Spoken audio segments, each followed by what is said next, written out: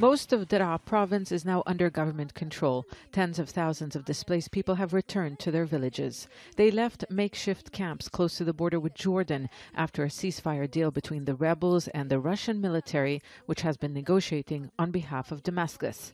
But there are tens of thousands of others who are still camped out along the border with the Israeli-occupied Golan Heights. Some of them are wanted by the Syrian authorities for engaging in opposition activities. It is risky for them to return without international guarantees.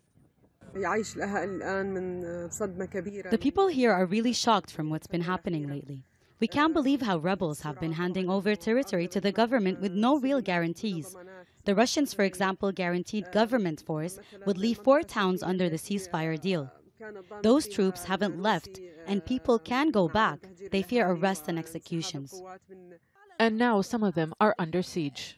The rebel-controlled part of the divided city of Deraa is surrounded by government troops. A few thousand people are trapped inside, among them fighters, their family members, and members of the opposition. Rebel commanders say the Russian military is violating the ceasefire deal by failing to provide safe passage to those who don't want to reconcile with the state. They were supposed to be bused to the opposition-held areas in the north. That evacuation may now happen on Tuesday.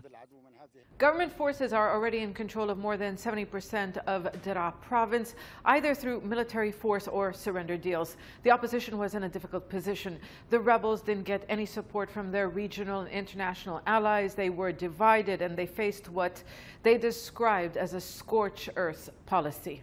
The government and its allies are close to regaining complete control of the province where the uprising against President Bashar al-Assad's rule began over 7 years ago. They have taken most of the areas along the Jordanian border, except for the Yarmouk Valley, under the control of the ISIL affiliate armed group, Jaish Khalid. And they consolidated control over the last strip of the main highway to the Syrian capital, Damascus. Their target is not just Deraa. They also want rebel areas in the neighbouring province of Khodr. They have the upper hand, and the government is on the road to a final victory in the south. Zeina, Khodr, Al Jazeera, Beirut.